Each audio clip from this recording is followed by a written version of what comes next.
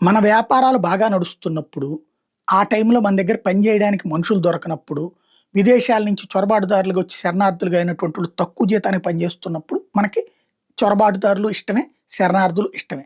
అట్లాగే మన వాళ్ళందరికి ఉపాధి అవకాశాలు లభించి, ఇంకా ఖాళీ ఉండి, మనుషులు దొరకనప్పుడు గూడా ఇట్లాంటిది అవసరమే. దాన్ని అంగీకరిస్తారు.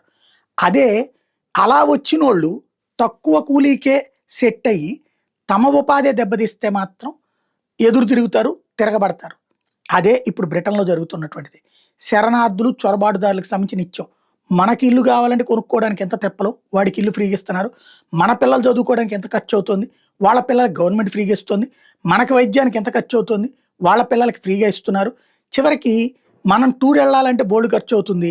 అదే వీళ్ళు టూర్ గనక వీళ్ళేం జేస్తున్నారు, శరణార్థులుగా వచ్చినోళ్ళు చొరబాటుదారుల్ని శరణార్థులుగా గుర్తించాక, వాళ్ళకి ఈ హోమ్ సిక్‌నెస్ ఉంటుందని 70, 80 మంది చొప్పున వాళ్ళకి సీ ట్రైనింగ్స్ అని సరదాగా తిప్పడం, వ్యాహ్యాలకి తిప్పడం ఇట్లాంటివి చేస్తున్నారట. వాళ్ళకి చివరికి టూర్ల ఖర్చులు కూడా ప్రభుత్వం పెట్టుకుంటది. ఇక మేముండి ఉపయోగం ఏంటి అన్నటువంటిది బ్రిటన్ పౌరులు నిలదీస్తున్నారు కిర్ స్టార్మర్ ప్రభుత్వాన్ని.